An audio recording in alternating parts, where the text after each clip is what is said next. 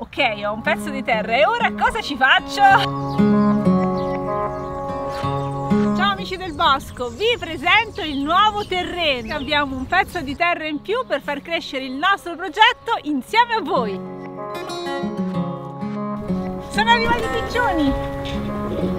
Vieni, vieni, guarda, allora inizia da qui, da questo fossato qua e arriviamo fino a là dove c'è il mio vicino e fino giù in fondo prima dei vigneti. Cosa coltivare è tutto da scoprire, si comincia dall'osservazione, vi faccio fare un giro, facciamo un giro insieme, anch'io sto ancora scoprendo tutte le caratteristiche di questo luogo. Il terreno è grande, quasi 6.000 metri, comprende anche una stradina dove passano i mezzi agricoli, ha una forma rettangolare, diciamo così, abbastanza regolare, con questa leggera discesa verso appunto il fossato laggiù. Intanto vi faccio vedere questa parte con 3 filari di viti che delimitano 2 campicelli come quelli di una volta, quindi non campi grandi ma dei campi dove si possono coltivare cereali, legumi, quello che si vuole, o erba medica per esempio. Sono proprio emozionata perché questo è l'inizio di una nuova avventura e ho anche un po' di paura perché mi sono presa la responsabilità, ci siamo presi la responsabilità di gestire un nuovo pezzo di terra. Perché ho preso questa terra?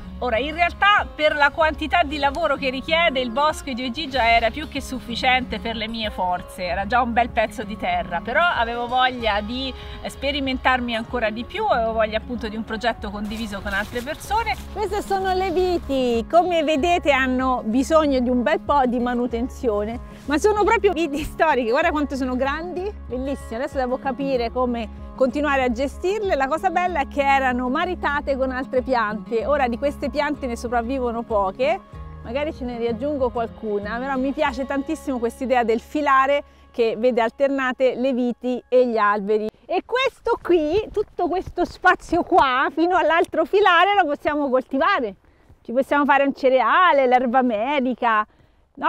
Comunque sono già linee di riforestazione secondo me, questa parte mi piace tantissimo. Tra l'altro ad occhio e croce devo ancora fare un'analisi del suolo, però vedo che c'è tanta erba, quindi anche il suolo sotto dovrebbe stare bene. Guarda, guarda che bella! Forse sono anche viti sofferenti, chissà, insomma, magari c'è da fare dei tagli drastici, però questo te la dice lunga su quanto sono storiche. Guarda, qui c'è un alberello, non l'avevo ancora notato, c'è un alberello giovane che è stato appunto aggiunto nel filare. Bellissimo, farò così anche io, ne metterò altri, così la vite si arrampica, si può maritare. Qui siamo arrivati al confine in basso, qui c'è un bel fossato, quindi vuol dire che qui c'è una discesa d'acqua che si concentra in questo punto, e qua c'è sicuramente una zona umida, che è una zona umida, si vede dall'equiseto, si vede dalle piante che ci sono, dalle canne, quindi c'è da capire le varie caratteristiche delle varie zone. E qui sul confine ci sono altri 3 alberi, non sono tantissimi gli alberi, qui c'è un bel po' da riforestare. Comunque questo è un noce, qui finiscono i 3 filari della vite e si entra in questa nuova zona. Guardate, grande, cioè tutto questo completamente vuoto è il campo che devo coltivare e progettare. Ragazzi, abbiamo un sacco di lavoro da fare insieme. Sicuramente qui è stato coltivato del grano, potrei fare altrettanto, tutto da decidere comunque, ma la cosa bella è che non sono stati utilizzati in questo campo veleni di nessun tipo, questo mi è stato assicurato, quindi fertilizzazione naturale con letame animale e appunto niente veleni, quindi parto diciamo da una base molto importante, perché almeno qui in questo punto so che non c'è stato avvelenamento. Aspettiamo le vostre proposte concrete, non so, volete portare qui degli alveari? Ecco, inventiamoci il modo, seminiamo fiori e facciamo venire le avi. Vogliamo riforestare? Abbiamo bisogno di una mano per riforestare, qui vogliamo mettere un sacco di alberi in più naturalmente. Insomma, aspettiamo proprio, se volete, le vostre proposte concrete. Io aspetto i vostri messaggi, ci mandate un'email, vi lasciamo qui sotto l'indirizzo. Siamo a pochissima distanza dal bosco di Ogygia, dopo questi vigneti poco più là basta fare una passeggiata di 10 minuti e si arriva al bosco di Ogygia.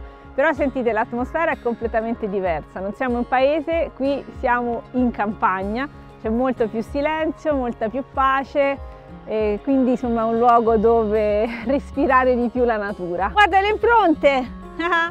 Qui si vede chi passa la sera, guarda un po'. Sono impronte di cinghiale queste, adesso controllo. Più natura significa anche maggiore presenza di animali selvatici, infatti ci sono un sacco di belle buche che secondo me sono state fatte dai cinghiali, sono quasi sicura. So che di qui passano anche i caprioli e chissà quale altro animale, metteremo qualche fototrappola per catturare le visite notturne. Gli animali selvatici sono anche una risorsa, quindi non voglio preoccuparmi prima, scopriremo vivendo come interagire con loro. Qui ci sono per esempio delle bietole, sono dei rimasugli dell'orto che ci veniva coltivato. La terra è estremamente diversa da quella del bosco di Ogygia, anche se siamo, come vi dicevo, a pochissima distanza.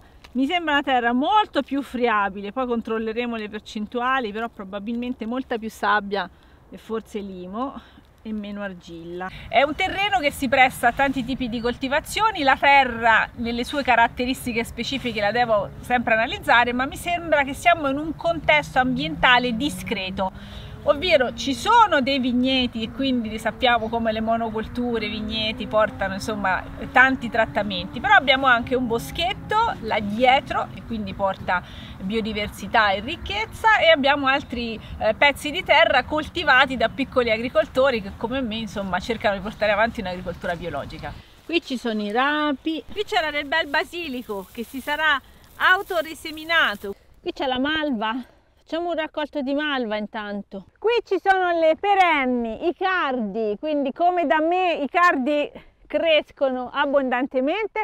Ci sono i topinambur, quelli là, topinambur, ma la cosa che mi ha fatto innamorare di più di questo luogo è questa meravigliosa quercia. È grandissima, adesso ha perso le foglie, ma in estate qua sotto c'è un fresco fantastico, mi hanno detto, e guarda gli intrecci dei rami, è veramente un'opera d'arte. Prepariamo un punto di osservazione.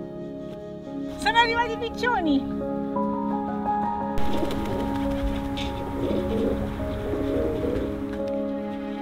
Qui abita anche una famiglia di piccioni, qui c'erano allevamenti di vari animali, i piccioni sono rimasti ad abitare qua, quindi se ne stanno liberi qua su, io magari continuo a dargli un po' da mangiare, così abbiamo questa famiglia libera di piccioni che è sempre molto utile per la gestione del suolo, anche per la ricchezza della biodiversità. Allevo i piccioni se ci riesco.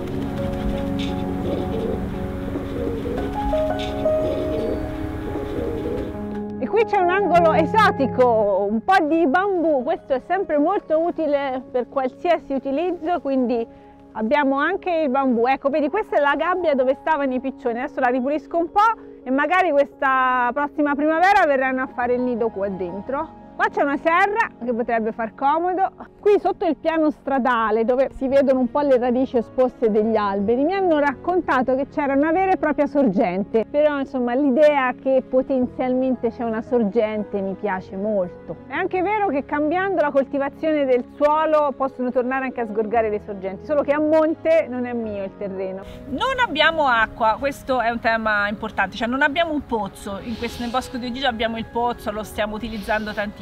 Qui invece la sfida è ulteriore, cioè dovremo riuscire a fare con l'acqua che piove, che viene dal cielo, e anche con un po' una piccola raccolta che abbiamo su alcuni capanni, quindi un po' di acqua piovana, ma soprattutto si dovrà lavorare, come sapete, sulla potenza del suolo nel trattenere l'umidità, ecco, e nella scelta delle colture giuste. Ecco, da questa posizione si vede bene anche la pendenza, cioè il terreno è in discesa fino al fossato, poi risale nel vigneto, quindi adesso mi posso sbizzarrire nel gestire l'acqua. Siamo in una specie di conca, questo in qualche modo concentra l'energia in questo luogo, magari sarà un punto più umido. Questo terreno per noi è un foglio bianco, in realtà abbiamo fatto delle ipotesi ma non sappiamo cosa andremo veramente a coltivare, questo dipende molto dalle energie a disposizione, dalle forze che riusciremo a mettere in campo. Parte da qui proprio una progettazione in permacultura come piace a noi, di cui vi racconteremo nei mesi e negli anni, quindi seguiteci perché abbiamo un nuovo progetto e quindi questa volta veramente partiamo dal Ok, ho un pezzo di terra e ora cosa ci faccio? Aiutateci, perché non sarà facile rispondere a questa domanda. Quindi il buon proposito per il nuovo anno del bosco di Ogygia l'avete capito: prenderci cura anche di questo pezzo di terra, senza trascurare naturalmente l'altro bosco di Ogygia. Con questo video vi facciamo anche tantissimi auguri per il successo di tutti i vostri progetti. Aiutateci, scriveteci, teniamoci in contatto e buon 2024! Ciao a tutti dal bosco di Ogygia Bis! Dai, che brutto, non dobbiamo dare un nome. Non ce l'ha un nome. Ah, se volete dare un nome. Ah, ecco. Vai, quindi? Ah, ma se volete dare un nome voi al nuovo bosco di Ogygia, aiutateci anche a scegliere il nome.